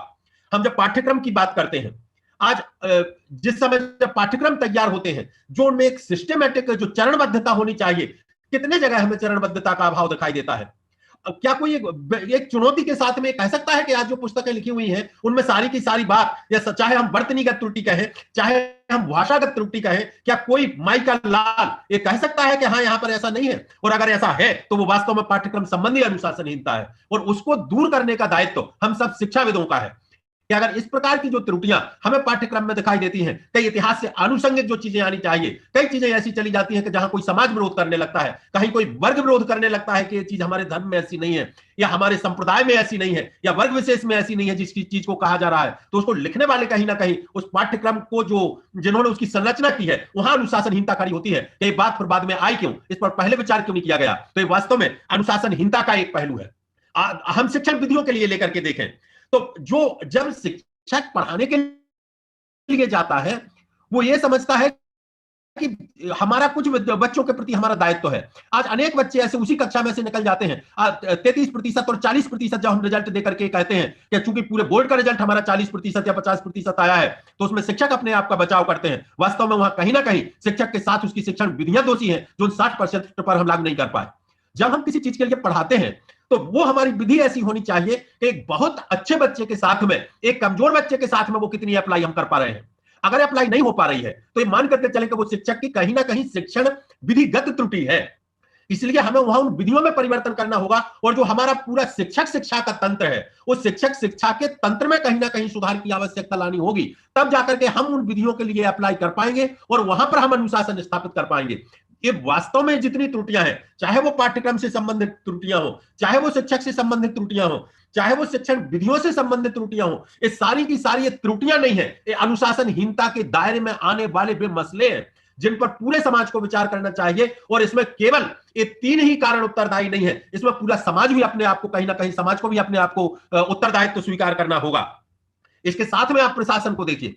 आज शिक्षक क्या कहता है कि साहब हमें शिक्षण कार्य के अतिरिक्त सब कुछ करना पड़ता है। आप प्राइवेट स्कूल में हैं, प्राइवेट स्कूल में सारी चीजें नियमित रूप से चल पाती हैं, पर जब हम गवर्नमेंट स्कूल की बात करते हैं तो गवर्नमेंट स्कूल के शिक्षक के लिए जितने कार्य दिए जाते हैं वो हम आप सभी समझते हैं। भले ही हमारे पास में सारे अधिकार आ गए हैं, चाहे सुप्रीम कोर्ट का डिसीजन ले, हाई कोर्ट का ले, सभी ये कह चुके हैं कि शिक्षक को शिक्षण कार्य के अतिरिक्त अन्य कार्यों में आसंजित न किया जाए, पर जो वास्तविकता है उसको हम आप सभी समझते हैं। जब तक कि उसे जो कार्य सौंपा गया है वो अपने कार्य को छोड़ करके अन्य कार्य करता रहेगा, तब तक मान करके चले कि शिक्षा में वो अनुशासनहीनता बनी रहेगी, उसे हम दूर नहीं कर पाएंगे। आज प्रशासन इतने तरीके के आदेश निकालता है जो आदेश वास्तव में ना कई बार शिक्षकों पर लागू हो पाते हैं, ना बच्चों पर लागू हो पाते हैं, क्योंकि जहां से नीतियों का निर्धारण होता है वहां कई बार व्यवहारिक चीजें दिखाई ही नहीं देती हैं। ये वास्तव में प्रशासनगत अनुशासनहीनता हमें दृष्टिगत होती है। मैं केवल इतना ही कहना चाहता हूं कि जहां हम केवल बच्चों के लिए दोषी मानते हैं, वास्तव में बच्चे कभी भी अनुशासनहीनता नहीं करते हैं। उसके पीछे जितने कारण होते हैं, शिक्षक यदि कक्षा में समय पर नहीं पहुंच रहा है, स्वाभाविक है कि बच्चे बाहर निकल जाएंगे, या स्वाभाविक है कि बच्चे आवाज करेंगे। बच्चे होते हैं, हमें इस चीज को समझना चाहिए, चाहे वो विद्यालय के स्तर पर हो, चाहे वो कॉलेज के स्तर पर हो। इसमें वास्तव में उनका दोष नहीं है। उनके पीछे जितना तंत्र काम कर रहा है, चाहे वो शिक्षक के रूप में हो, चाहे वो पाठ्यक्रम के रूप में हो, चाहे वो शिक्षण विधियों के रूप में हो, चाहे वो प्रशासन के रूप में हो, जब इन 4 तंत्रों में अनुशासनहीनता दिखाई देती है तब वो जाकर के 5वें नंबर विद्यार्थियों में हमें दिखाई देने लगती है। और हमने सारा का सारा जो ठीकरा है वो विद्यार्थियों के सर पर रख दिया है कि अनुशासन की सारी जिम्मेदारी केवल बच्चों की है। वास्तव में बच्चे बहुत दूर हैं अनुशासनहीनता से। तो ये अनुशासनहीनता में बाकी की सारी चीजों को मैं एक बार पहले स्थान पर रखूंगा और बच्चों के लिए सेकेंडरी स्थान पर रखूंगा। इसलिए जहां हमें सुधार करना है वो सुधार शिक्षक को अपने दायित्व में करना है। जहां पाठ्यक्रम में हमें त्रुटियां दिखाई देती हैं उनको दूर करना है, जहां विधियों में त्रुटियां हैं उनको दूर करना है, शिक्षक शिक्षा में जहां दोष है हमें वहां दूर करना है, प्रशासन में जहां दोष है हमें उनको दूर करना है। यदि ये दोष दूर हुए तो हम मान करके चलें कि हम अनुशासनहीनता को स्वयं दूर कर सकेंगे और हमें बच्चों में दूर दूर तक कभी ऐसी बात सुनने को नहीं मिलेगी। और ना ही हम इस चीज की कभी कल्पना भी करते हैं कि बच्चे भी अनुशासनहीन हो सकते हैं, वो कभी नहीं होते। हमें बाकी तंत्र में से अनुशासनहीनता को निकालना होगा। सभी अनुशासनबद्ध स्वयं। धन्यवाद सर, धन्यवाद। आमंत्रित करती हूँ डॉक्टर राजीव जैन को। डॉक्टर जैन, मैं आपका बहुत बहुत अभिनंदन करती हूँ, स्वागत करती हूँ तथा आपसे रिक्वेस्ट करती हूँ कि आप अपना वक्तव्य शुरू करें। आप स्वास्थ्य में अनुशासन के बारे में हम सबको अवगत कराने वाले हैं। आज का टॉपिक जो है स्वास्थ्य में अनुशासन ही अपने आप में एक बहुत बड़ा टॉपिक है। ये एक जीवन शैली जीने के लिए बेहतर जीने का एक तरीका है। बिना स्वास्थ्य के अनुशासन, स्वास्थ्य में जो अनुशासन है, बिना आप उसके कुछ भी नहीं कर सकते। चाहे आपको अपनी लाइफ में कुछ भी बनना हो, आपको डॉक्टर बनना है, इंजीनियर बनना है, आपको जज बनना है, आपको बिजनेस करना है, अगर आपका स्वास्थ्य साथ नहीं देगा तो आप अपनी बेसिक स्टडी ही नहीं कर पाएंगे। और इसके लिए आपको कोई किताब पढ़ने की जरूरत नहीं है कि हमें अनुशासन, जैसे शिक्षा में अनुशासन है, समाज में अनुशासन है, धर्म में अनुशासन अभी आप लोगों ने सुना, तो उसमें आपको समझने की जरूरत पड़ती है। लेकिन स्वास्थ्य में अनुशासन के लिए आपको किसी टॉपिक को समझने की जरूरत नहीं है। ये आपकी एक जीवन शैली है। अगर आप इस जीवन शैली को अपनाएंगे डे बाय डे, हर क्षण आपको इस शैली को ध्यान में रखना है। अब कैसे ध्यान में रखना है इसको, क्योंकि मेनली यहाँ पे शायद जो जहाँ तक हमारी नॉलेज है इसमें बच्चों का एक कार्यक्रम है, तो कोशिश हम ये करेंगे बहुत संक्षेप में और बच्चों को समझाने के लिए उस पर फोकस डालें। सबसे पहले होता क्या है कि जैसे हम लोगों का जन्म होता है तो हर घर की एक अपनी स्वास्थ्य के प्रति एक खाना बनाने की, खाने की, उठने की, जागने की एक अपनी शैली होती है। तो पहले के जमाने में अगर हम स्टार्ट करें अपनी हिस्ट्री से, जो भारत देश की हिस्ट्री रही है, भारत देश का इतिहास रहा है, पहले हमारी भारत देश में कभी भी इस टाइप की बीमारियां नहीं होती थी। जैसे डायबिटीज है, हाइपरटेंशन है, हार्ट अटैक है, कैंसर है, ये सब बीमारियां नहीं होती थी। उसका सबसे बड़ा कारण यही था कि हम लोगों के स्वास्थ्य में अनुशासन था। वो अनुशासन कैसे था? पहले के लोग किसान होते थे, फार्म पे जाते थे, अपने खेतों में हल चलाते थे। इतनी सुविधाएं नहीं थी तो उनकी बॉडी अपने आप में, उन्हें कोई बॉडी बिल्डिंग या किसी इंस्टीट्यूट में जाने की जरूरत नहीं होती थी कि हमें अपनी बॉडी बनानी है। उनकी बॉडी के अंदर अपने आप ही इम्यूनिटी डेवलप हो जाती थी। जो घर में औरतें होती थी वो अपनी चक्की चलाती थी, अपना काम करती थी, पानी लाती थी कुएं से, तो उनकी बॉडी अपने आप ही बनती थी। हम लोगों के नेचुरल काम करने की वजह से हमारे अंदर इम्यूनिटी डेवलप हो जाती है। इम्यूनिटी डेवलप होने से तो ये अपने आप में एक अनुशासन था। अनुशासन होने से इम्यूनिटी डेवलप हो गई। इम्यूनिटी डेवलप होने से हम अपनी बीमारियों से बचे रहते थे। अब हो क्या रहा है कि हमारे अंदर से स्वास्थ्य के प्रति पूरा अनुशासन खत्म हो गया और हम लोग एक नए युग में एंटर कर गए, जिसको हम लोग बहुत अच्छा समझते हैं। उसका रीजन ये है, हम अच्छा तो समझते हैं, लेकिन उससे हमारे स्वास्थ्य जो है वो डे बाय डे गिरता जा रहा है। हम लोगों की इम्यूनिटी पावर जो है वो कमजोर होती चली जा रही है। हमारे सोने से लेके और जगने तक हमें रात को टीवी देखने की आदत होती जा रही है। रात को हम लेट सोते हैं, सुबह लेट उठते हैं। लेट उठने से हमारी जो दिनचर्या है, हमारी नींद पूरी नहीं होती है, इम्यूनिटी कमजोर होती चली जा रही है। हम लोग अपना कॉलेज जाते हैं, स्कूल जाते हैं, किसी को नींद आ रही है, किसी का कंसंट्रेशन पावर नहीं लग पा रहा है। तो ये एक दिनचर्या जो हमारे योगा करने की, अब योगा को हमने एक अपना बिजनेस बना लिया है। एक्चुअली योगा है क्या? जैसे हमें योगा है, एक्सरसाइज है। जो लोग सुबह उठते थे वो अपने काम पे जाते थे, उसी को वो योगा और एक्सरसाइज होती थी। आज हम योगा को एक टॉपिक की तरह बताने की कोशिश करते हैं कि हमें योगा करना चाहिए या हमें एक्सरसाइज करना चाहिए। एक्चुअली जब हम सुबह सो के उठते हैं तो सबसे पहले जो हमारी दिनचर्या है वो वहीं से शुरू होनी चाहिए थी, एक्सरसाइज से, अपने काम, डेली रूटीन के काम करने से। अब लेकिन हमें हो क्या गया है कि मॉडर्न जमाने के हिसाब से हमें हर चीज प्रिपेयर्ड मिल जाती है। प्रिपेयर्ड मिल जाती है जिससे हमें कुछ नहीं करना होता है। नहीं करना होता है, हमने अपना बच्चे स्कूल के लिए तैयार हो और सीधे स्कूल चले गए। उसके अंदर कोई कंसंट्रेशन पावर नहीं बची रह जाती है, क्योंकि उन्होंने वो उठे सीधे और आधे घंटे के अंदर अंदर अपना स्कूल पहुंच गए। अब परेशानी यहाँ है कि जब आधे घंटे के अंदर उठे और स्कूल पहुंच गए तो उसमें उनके शरीर में कोई भी एक्टिविटीज ऐसी नहीं हुई जो उसको इम्यूनिटी दे या कंसंट्रेशन पावर को बढ़ाए, क्योंकि उन्होंने ऐसा कुछ किया ही नहीं। क्योंकि रात को लेट सोए थे, सुबह अपने टाइम पे उठे और उसके बाद चले गए। दूसरा आता है स्वास्थ्य में अनुशासन में। अब जो हमें खाना खाना था, खाना हमने खाया 5 मिनट में, क्योंकि हम बहुत जल्दी में थे, स्कूल में हमें बहुत सारा होमवर्क करना था। इंटरवल हुआ, इंटरवल में अपना जल्दी से हमने खाना खाया। अब वो खाना प्रॉपर तरीके से डाइजेस्ट हुआ नहीं हुआ, जिसकी वजह से फिर हमें अगले स्टेप पे पहुंच गए कि हमारी बॉडी के अंदर जो विकास होना चाहिए था खाना खाने की वजह से, अपनी इम्यूनिटी डेवलप करने की वजह से, लेकिन हम वो इम्यूनिटी फिर वापस डेवलप नहीं कर पाए और अपनी धीरे धीरे दिन भर का जो स्ट्रेस इकट्ठा करते चले गए। उसके कारण क्या हुआ, फिर हम वापस अपनी उसी दिनचर्या में वापस आ गए कि हमने फिर वापस अपनी टीवी देखी, अपना होमवर्क जल्दी निपटाया, किसी की हेल्प ली, इसकी हेल्प ली और अपना फिर रात को फिर सो गए। इसके परिणाम निकले क्या? इसके परिणाम निकल ये रहे हैं कि हमारे अंदर जो बॉडी का स्ट्रेस है, स्ट्रेस हमें बीमारी दे रहा है। और बीमारी कहाँ से आ रही है? जो स्वास्थ्य में अनुशासनहीनता होती चली जा रही है डे बाय डे। अब हमें योगा करना नहीं है, पौष्टिक आहार लेना नहीं है, काम हम करना चाहते नहीं है और सोचते हैं कि हमें कोई बीमारी नहीं आएगी। तो ये पॉसिबल नहीं है, बीमारी नहीं आएगी। अब बीमारी आ भी गई है तो उसको भी उपचार बहुत जल्दी चाहिए कि आज अगर हम बीमार हुए हैं तो हमें आज ही बस 2 दिन में या 5 दिन में हमें सही हो जाना चाहिए, इंजेक्शन लग जाना चाहिए, टैबलेट ले लेनी चाहिए।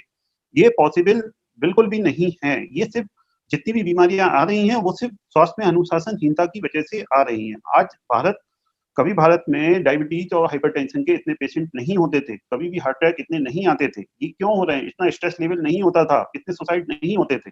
उसका सबसे बड़ा कारण ये है कि हम लोगों को जो खाना खाने की पद्धति है उसको वेस्टर्न सिस्टम में हम लोग चेंज करते जा रहे हैं। हमको आज अपनी दाल रोटी बहुत अच्छी नहीं लगती है। पिज्जा, बर्गर, चाउमीन, आइसक्रीम, इन सब चीजों के खाने से हो क्या रहा है कि अपनी धमनियां, जो ब्लड वेसल्स होती हैं, उनके अंदर कोलेस्ट्रॉल जमा हो जाता है और वो आगे जाके हम लोगों पे हाइपरटेंशन, डायबिटीज की कैपिटल बन गई है। वर्ल्ड में सबसे ज्यादा केस, सेकंड नंबर पे डायबिटीज के केस भारत में है। उसका रीजन सबसे बड़ा है कि हमने अपना स्वास्थ्य का अनुशासन, जो पद्धति पुराने जमाने में थी, उसको छोड़ के वेस्टर्न स्टाइल में आ गए हैं। खाने पीने का स्टाइल बदल दिया है।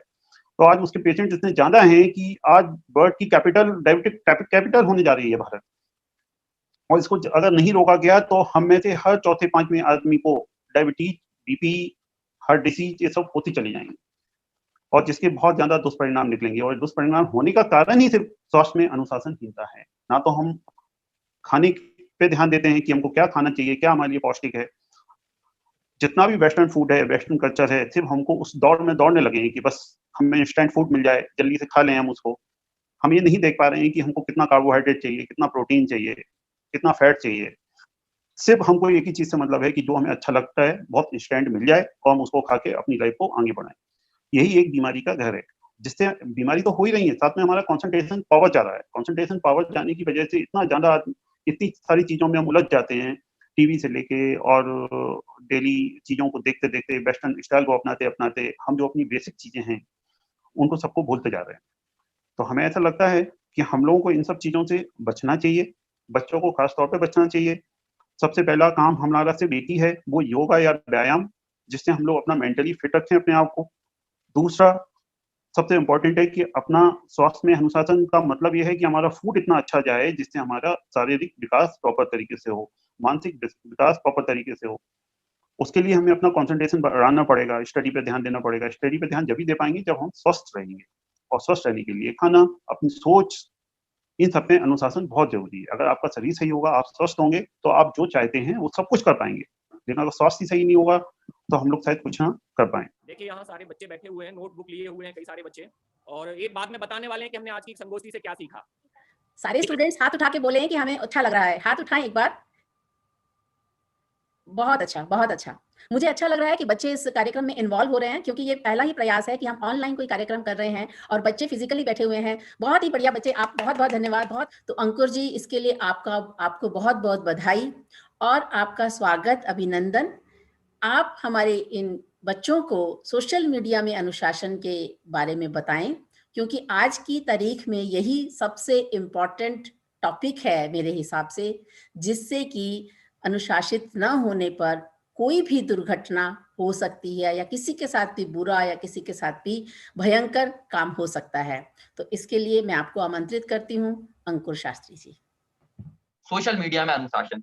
दरअसल आज हम हमारी रियल लाइफ के साथ साथ पैरेलली, समानांतर रूप से जिस एक दूसरी दुनिया में हम जी रहे हैं, या जिस दूसरी दुनिया में गतिमान है, प्रवाहमान है, उसका नाम है वर्चुअल वर्ल्ड, आभासी दुनिया। और इसे ही हम बहुत सारे नामों से आज जानते हैं। इसे न्यू मीडिया भी कहते हैं, इसको वैकल्पिक मीडिया भी कहते हैं, वर्चुअल वर्ल्ड तो इसका नाम है ही। तो ये जो दुनिया है, और शायद ये दुनिया जो पैरेलली हमारी रियल लाइफ के साथ चल रही है, वो उसका हमारी ज़िंदगी पर जो दखल है, वो वास्तव में असल से भी ज़्यादा है। आज सोशल मीडिया के पर स्पेंड किए हुए हम हमारे समय को यदि काउंट करें, तो हम पाएँगे कि शायद आधे से भी ज़्यादा जागृत समय, हम सोने के समय को बाहर निकाल दें, तो हमारा जो जागता हुआ समय है, जागृत अवस्था का जो टाइम है, वो हमारा 50% से ज़्यादा, और कहीं-कहीं तो 60-70% तक जो हमारा टाइम है, वो वर्चुअल वर्ल्ड पर स्पेंड हो रहा है। हम आभासी दुनिया सोशल मीडिया पर हमारा जीवन जी रहे हैं। तो ऐसे में ये बहुत ज़रूरी हो जाता है कि जिस दुनिया का, जिस वर्ल्ड का, जिस वर्चुअल वर्ल्ड का हमारे जीवन पर इतना ज़्यादा दखल है, वहाँ पर अनुशासन उतना ही होना चाहिए जितना अनुशासन हमारे व्यक्तिगत जीवन पर है। और शायद कई मायनों में तो हमारे इस रियल जीवन से ज़्यादा अनुशासन की आवश्यकता वर्चुअल वर्ल्ड पर है। क्योंकि वर्चुअल वर्ल्ड पर की गई हमारी एक भी गुस्ताखी, एक भी हमारी नासमझी या गैर अनुशासनात्मक प्रवृत्ति का असर जो है, वो किसी एक व्यक्ति पर, किसी एक छोटे से समुदाय पर, किसी मोहल्ले पर, किसी शहर पर, या फिर किसी प्रदेश या राज्य या राष्ट्र पर पड़े, इतना भर यहाँ तक सीमित नहीं है, बल्कि एक छोटी-सी गलती का असर हो सकता है कि पूरी दुनिया पर भी पड़ सकता है। और शायद हमने जो सोशल मीडिया पर हमारी गैर अनुशासनात्मक प्रवृत्ति के कारण, या मज़े-मज़े के लिए, या फिर अनावश्यक किसी कौतूहल के कारण, यदि हम वहाँ कोई एक गलती करते हैं, यदि हमारे द्वारा कोई ज़हर उस सोशल मीडिया पर बोया जाता है, तो वो ज़हर तब भी अपना काम कर रहा होता है जब हम सो रहे होते हैं। एक छोटा-सा उदाहरण तो अभी हमारे सामने संचालक महोदया सरला जी ने दिया ही, ऐसे बहुत सारे उदाहरण मिल सकते हैं। यही एक वजह है कि मैं आपको बताना चाहूँगा कि आज अमूमन सभी मीडिया हाउसेस के द्वारा, चाहे वो प्रिंट मीडिया हो, चाहे इलेक्ट्रॉनिक मीडिया हो, और चाहे कोई भी चैनल क्यों ना हो, या फिर कहना चाहिए आज पोर्टल पर, न्यूज़ पोर्टल्स पर का बहुत ज़्यादा आज वर्चस्व देखने को मिल रहा है। वहाँ पर एक सेगमेंट चलाया जाता है, और ये अनिवार्य सा सेगमेंट हो गया है, और उस सेगमेंट का नाम है फैक्ट चेक। तो आप देख सकते हैं कि फैक्ट चेक इतना आवश्यक हो गया है कि जो मेनस्ट्रीम मीडिया है, जो मुख्य धारा का मीडिया है, उसको फैक्ट चेक सेगमेंट को इसलिए चलाना पड़ रहा है क्योंकि सोशल मीडिया की अफवाहों से दुनिया को, देश को, समाज को, लोगों को बचाना बहुत आवश्यक है। आज की ही मैं आपको एक हेडलाइंस बताना चाहूँगा, फ्रंट पेज की खबर है। कई अखबारों में फ्रंट पेज पर ये खबर प्रसारित की गई है, जिसमें सरकार द्वारा जो कैबिनेट सचिव हैं, उन्होंने एक गाइडलाइन जारी की है। गाइडलाइन नहीं बल्कि सख्त निर्देश जारी किए हैं कि कोरोना की वैक्सीन के ऊपर फैलाई जाने वाली अफवाहों पर सख्त कदम उठाए जाएँगे, और हर राज्यों को ये निर्देश दिए गए हैं कि सख्त से सख्त दंडात्मक कार्यवाही लोगों पर की जाए जो इस संबंध में अफवाहें फैला रहे हैं। तो अब अफवाहें कैसे फैलती हैं? अब अफवाहें कोई चौपालों पर नहीं फैलती हैं, है ना? कि किसी चाय की दुकान पर बैठकर अफवाहें नहीं फैलती हैं। और अफवाहें यदि चाय की दुकानों पर, चौपालों पर जो फैलाई जाती थी, तो वो हो सकता था कि एक पर्टिकुलर लिमिटेड समुदाय तक सीमित रहती। लेकिन आज जो अफवाहों का दायरा है, वो आप समझ सकते हैं वो कितना विस्तृत है।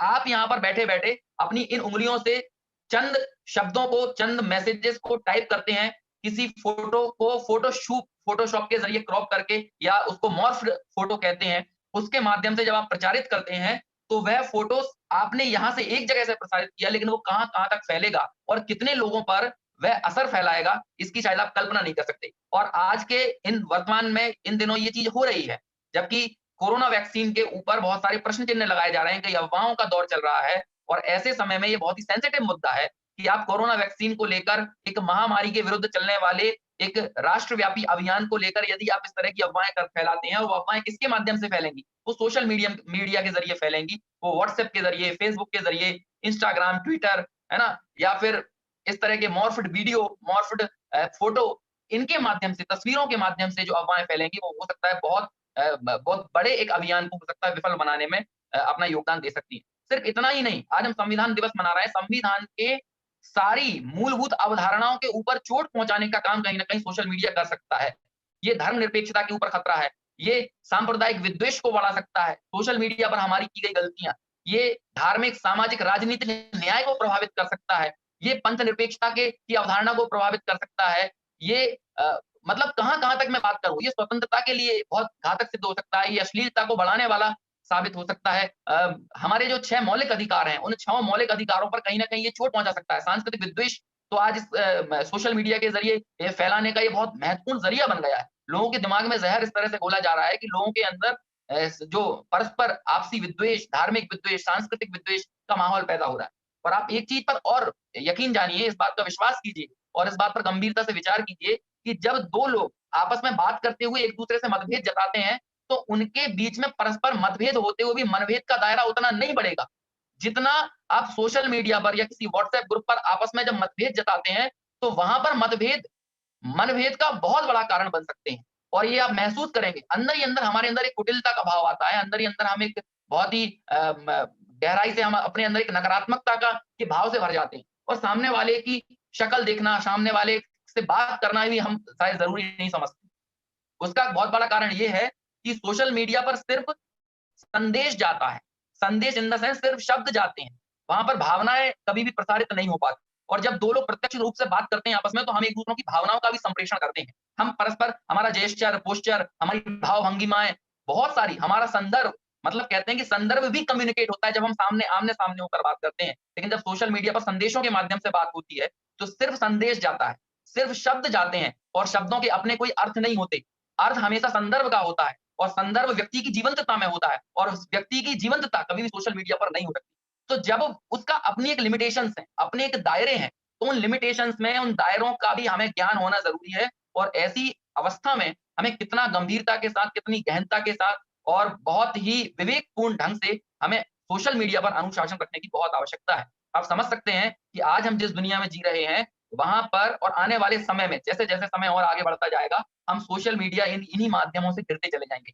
आज हमारी शॉपिंग का जरिया सोशल मीडिया है, आज हमारी बैंकिंग सोशल मीडिया पर है, आज शेयर मार्केट सोशल मीडिया पर है, आज हर चीज सोशल मीडिया पर है। आज एंटरटेनमेंट के लिए हम टोटली सोशल मीडिया पर डिपेंडेंट है, सिनेमा, टीवी, न्यूज, हर चीज कहीं ना कहीं सोशल मीडिया पर आ गई।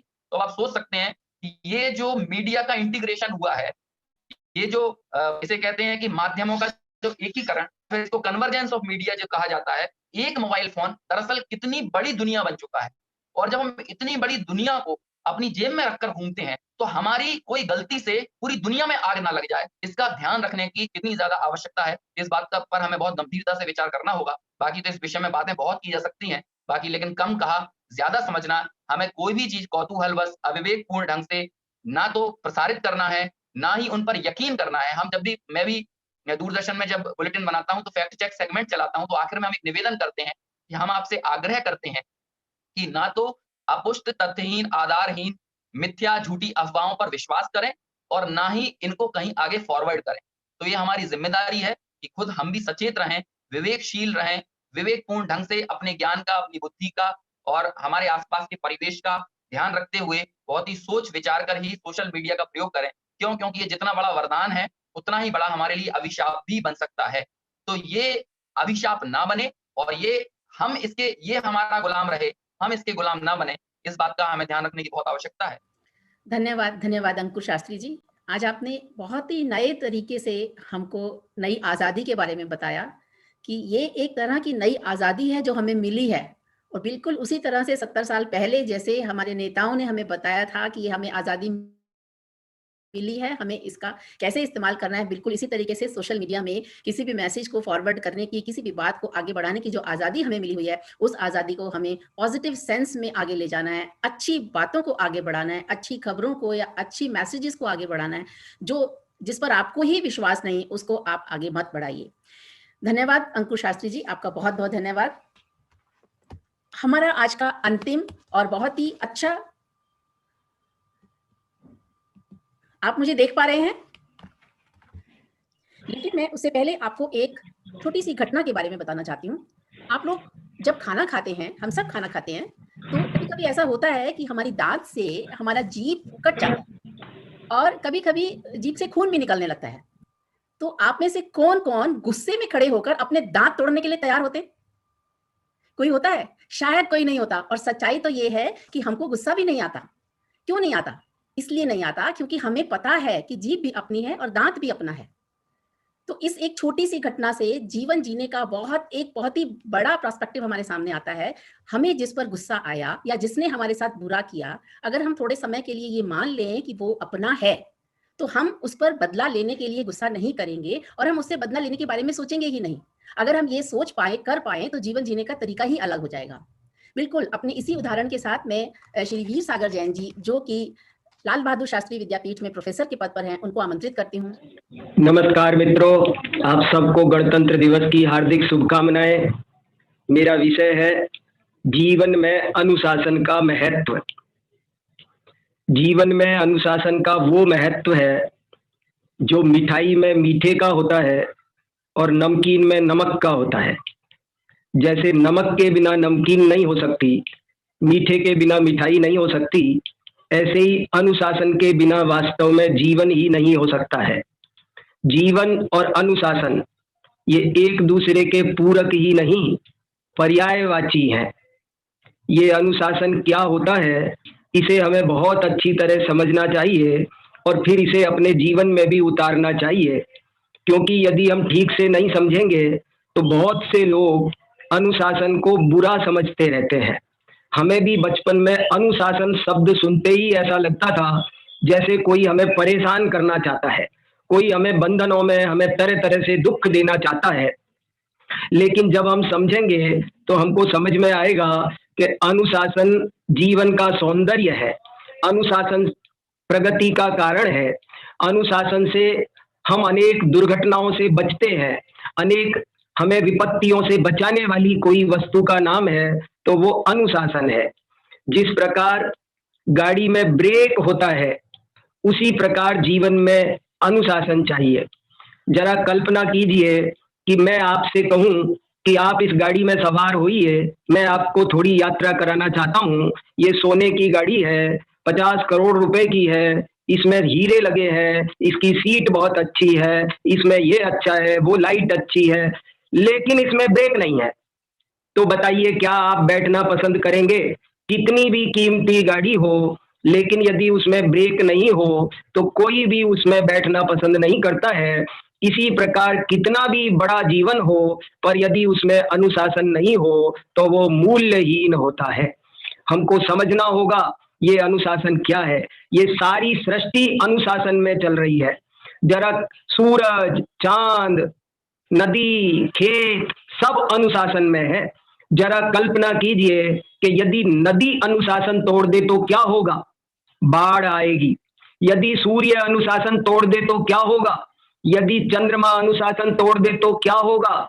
यदि हवाई जहाज अनुशासन तोड़ दे तो क्या होगा? बस ठीक ऐसे ही यदि हम अनुशासन छोड़ देंगे तो हमारा बहुत भयंकर नुकसान होगा। वर्णमाला का पहला अक्षर है ए, ए से अनुशासन बनता है। संसार की लगभग सभी भाषाओं में पहला अक्षर ए आता है।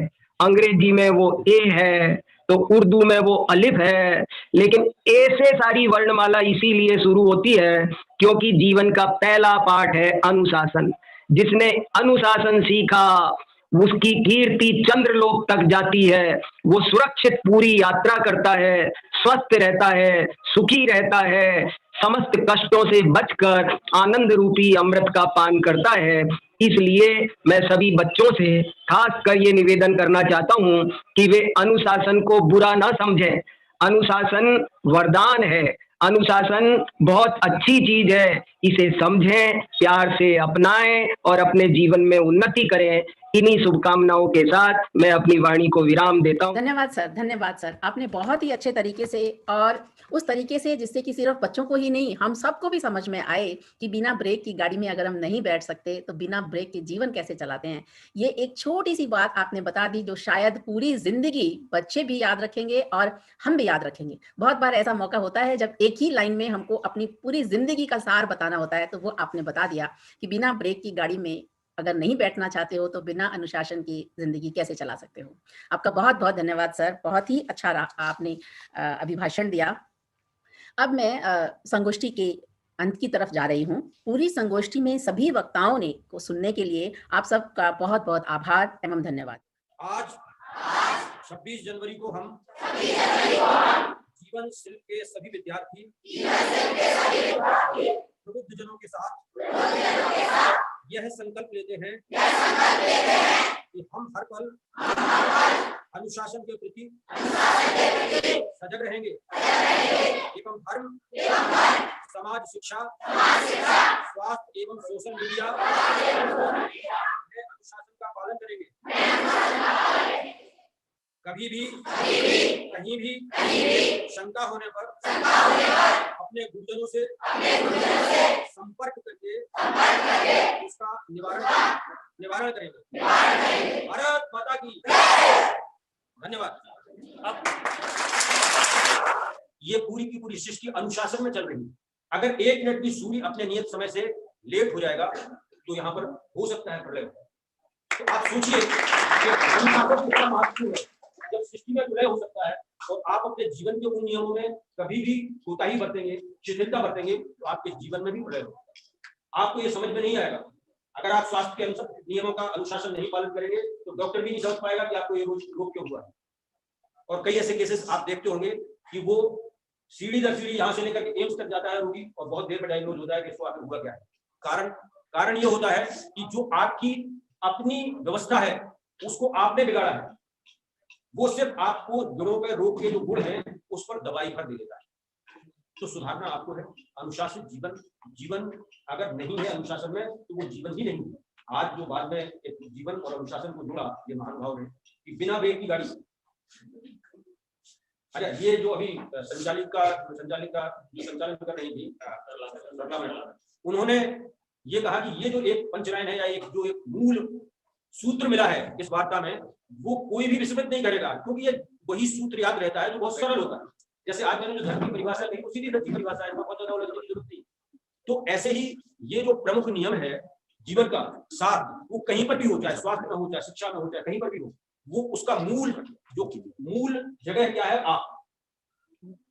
अभी एक महानुभाव ने कहा कि शिक्षा में जो अनुशासनहीनता बच्चों पर थोपी जा रही है वो सही नहीं, और उन्होंने 4-5 घटक बताए। मैं उनका बहुत सम्मान करता हूँ, उनको बहुत आदर के साथ मैंने सुना। निश्चित तौर पे है कई लोग दोषी हो सकते हैं, लेकिन हम उनके दोषों को ठीक करने का कोई टूल नहीं है हमारे पास। हम अगर ये कहें कि मैं इसकी वजह से परेशान हूं, वो कोई हमारे पास में कोई इसका निदान है ही नहीं। हम सिर्फ और सिर्फ क्या कर सकते हैं, खुद को सुधार सकते हैं। हमारे पास में जो पात्रता है या जो क्षमता है या जो संभावना है वो खुद को सुधारने की है। इसलिए मैं ये चाहूंगा कि अनुशासन अगर समग्र रूप से कायम करना है, चाहे समाज में चाहे व्यवस्था में, तो हर इकाई को अनुशासित होना पड़ेगा। उस इकाई का इकाई घटक हम हैं। इसलिए आप कोशिश करिएगा अनुशासित रहें, और जहां पर भी जीवन को गढ़ने की, जीवन को बनाने की, जीवन को संवारने की जिसका भी सहयोग की जरूरत पड़े, चाहे वो शिक्षक हो, चाहे मार्गदर्शक हो, चाहे गुरु हो, चाहे शास्त्र हो, उसका अनुसरण करें और पूरी ईमानदारी से जो वहां पर कहा जाए, जो बताया जाए, श्रद्धा और विश्वास के साथ में उसको में ढालें, अपनाएं। धन्यवाद। हमारे क्षेत्र के गौरव और 3 बार वर्ल्ड कप खेलने वाले, 1 बार वर्ल्ड कप जिताने वाले, अंतिम गोल उनके माध्यम से ही हुआ, और वो हमारे ही इस ललितपुर जिले के गौरव हैं। ऐसे श्रीमान अशोक ध्यानचंद जी का हम करतल ध्वनि से स्वागत करते हैं। मैं खिलाड़ी रहा हूँ, खिलाड़ी स्कूल से ही निकला हूँ। स्कूल में जो बच्चे आप करते हैं जो आप पढ़ते हैं, खेल भी उसका एक अंग है। स्वामी विवेकानंद जी ने शायद बड़े अच्छे ढंग से इस बात को कहा है कि स्वस्थ शरीर, स्वस्थ शारीरिक निपुणता, ये एक हमारे स्वस्थ देश का, स्वस्थ दिलो दिमाग का द्योतक है। अगर हमारे बच्चे स्वस्थ होंगे, उनका शरीर स्वस्थ होगा, तो डेफिनेटली उनका दिमाग और उनका मन ये बहुत सुंदर निकलेगा। तो ये सब बातें कही गई हैं, सिर्फ इनको आगे बढ़ाने की जरूरत है और इनको समझने की जरूरत है। हम या हमारे जितने महान वक्ता आज जो बातें कहकर गए हैं, ये सिर्फ आपके लिए है। हम लोगों ने अपना जीवन इन बातों से गुजार लिया है, हम उसकी उन बातों को समझते हैं और ये समझ जल्दी से आपके दिमाग में आए और आप इस देश के महान नागरिक बने। आप इस देश के विकास के लिए, इस देश की हमारी जो आजादी है, जिस देश को आजादी पाने के लिए हमारे महात्मा गांधी जी कि इन बातों के अंदर भीतर रहना है। आपने स्कूल की चार दीवारी के भीतर रहना है, अपने स्कूल के वक्त बाहर नहीं जाना है, क्लास के अंदर रहना है पढ़ाते वक्त, जब आपके टीचर आपके शिक्षक आपको पढ़ा रहे हैं। तो ये सब बातें आपको समझाने के लिए संविधान, देश के लोगों को समझाने के लिए संविधान बनाया गया कि आप इस दायरे में रहेंगे। अगर आप बिल्कुल से अकेले आजादी, अकेले मनुष्य के रूप में आजादी हासिल करना चाहते हैं, तो शायद आपके दिमाग में वो सब बातें आएंगी जो पुरातन काल में थी कि आजादी तो मेरा बचपन से हक है, जब मैं पैदा हुआ तब मैं आजाद था, तो मुझे बेड़ियों में क्यों बांधा गया? लेकिन बेड़ियों में इसलिए बांधा गया कि उस टाइम हमारे वो जो आजाद लोग थे एक दूसरे को मारते थे, कहीं कुछ कोई नियम नहीं था, कुछ भी नहीं था जो जिसको मार दो। तो उन नियमों को तोड़ते हुए ना करने के लिए नियम बनाए गए, समाज बनाया गया, देश बनाए गए। देश के अंदर प्रबुद्ध लोग आए, उन्होंने अपने अपने तरीकों से देश के इन सब नियमों की व्याख्या करी, उसको रखने की कोशिश करी और हमें खुशी है कि हमारा देश आजाद हुआ। आजाद के बाद संविधान बना। संविधान इसलिए बनाया गया कि हमारे देश के अंदर विभिन्न क्षेत्रों में हमारे बालक बालिकाएं, हमारे स्कूल जो किसी भी देश की रीढ़ की हड्डी होते हैं, जो किसी भी देश की नींव होते हैं, आधार होते हैं, उन बच्चों को हम आगे बढ़ाएं अपनी जानकारी से, अपने उस ज्ञान से जो हमने हासिल किया है, किताबों से पढ़कर, लोगों से सुनकर, धर्म गुरुओं से सुनकर, खिलाड़ियों को देखकर, बड़े बड़े कलाकारों को देखकर, तो उनको आप तक पहुंचाएं और आप उनका अनुसरण कर इस देश के महान नागरिक बने। डॉक्टर हमारे सीए राज कुमार जी, जिन्हें हमारे बच्चे प्यार से राज अंकल के रूप में जानते हैं, बहुत सारा सहयोग उनका मिलता है। अब मैं चाहता हूँ बिना किसी अंतराल के हम उनके पास पहुंचे। ओवर टू राज अंकल जी और हमारे बीच में आए और सबको अध्यक्ष संबोधन से उद्बोधित करें। आज जीवनशील इंटर कॉलेज 9 वर्ष पूर्ण करके 10वें वर्ष में प्रवेश कर रहा है। 2012 में 280 छात्रों के साथ इस इंटर कॉलेज का प्रारंभ हुआ था और आज करीब 1000 छात्र और छात्राएं पढ़ रहे हैं। इस बीच में करीबन 1600 बच्चों ने अपनी शिक्षा समाप्त करके 12वीं के बाद उच्च शिक्षा के लिए पदार्पण किया था। डॉक्टर विकास जैन एवं उनके परिवार का यह संकल्प था और 2011 में शिक्षा के प्रति जो आज देखने को मिल रहा है, इस पूरे प्रकरण में बड़े पंडित जी साहब, पंडित रविंद्र जी आत्मन का पूर्ण मार्गदर्शन रहा है और पंडित सुमत प्रकाश जी व पंडित विपिन जी शास्त्री नागपुर का भी पूर्ण मार्गदर्शन रहा है, नियमित मिलता रहा है। वह चौधरी परिवार की संपन्नता और प्रेरणा से यह संपन्न हो रहा है। डॉक्टर विकास जी का एक ही ध्येय था, घर घर यह शिक्षा का वृक्ष अंकुरित हो। प्रारंभ में हमने जब इसकी रिसर्च करी थी तो 60 गांवों के अंदर सभी लोग जाकर आए थे और ये प्रचार किया था। कई जगह तो गांव वालों ने इसलिए तैयार नहीं हुए कि उनके पास देने के लिए फीस नहीं थी।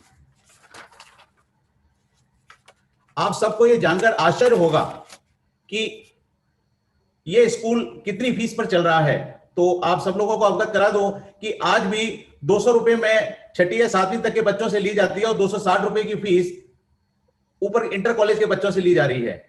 अब रिजल्ट के ऊपर अगर हम आवे तो पिछले कई सालों से हमारे कॉलेज का रिजल्ट 97 से 99% के बीच में रहा है। मैं सब बच्चों की तालियां भी चाहूंगा इस बीच में कि अपने जो स्कूल है, जो कॉलेज है, वो पिछले 6 सालों से कंटिन्यूअस 97% के ऊपर रिजल्ट ला रहा है 10th 11th 12th का। आपको ये जानकर प्रसन्नता होगी कि ललितपुर डिस्ट्रिक्ट में करीबन 198 स्कूल हैं। हमारा कॉलेज प्रथम 3 स्थान पर है। इन सबका श्रेय डॉक्टर विकास जैन, श्री पुष्कर संतोष तिवारी, दीपक नामदेव जी, ग्यारसी राम कुशवाहा, निशांत गीता यादव, नेहा जैन, ऋतु बगमवार, ललित नामदेव और सभी शिक्षक जन का जिनका मैंने नाम भी नहीं लिया जाता है। यहाँ सभी शिक्षक जी जान से श्रम करके प्रत्येक छात्र के ऊपर ध्यान देते हैं। यहाँ कॉलेज के अंदर और स्कूल के अंदर ट्यूशन की कोई विधि नहीं है। जो भी बच्चा कमजोर होता है उसे ये एक्स्ट्रा क्लास देकर आगे बढ़ाते हैं।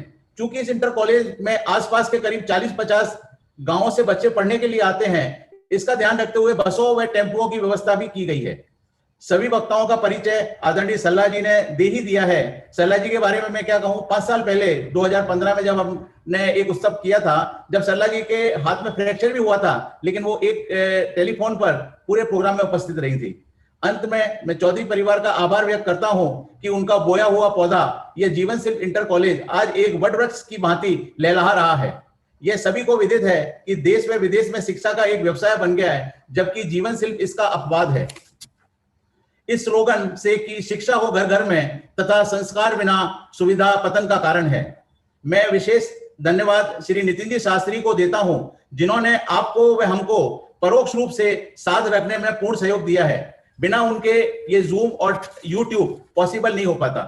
मैं यहीं पर ही विराम लेता हूं, क्योंकि आज अनुशासन के ऊपर सब वक्ताओं ने बोला है, लेकिन मेरे सबसे समय का हमने अनुशासन नहीं रखा है, उसके लिए मैं माफी चाहता हूं। बहुत बहुत धन्यवाद। जय हिंद।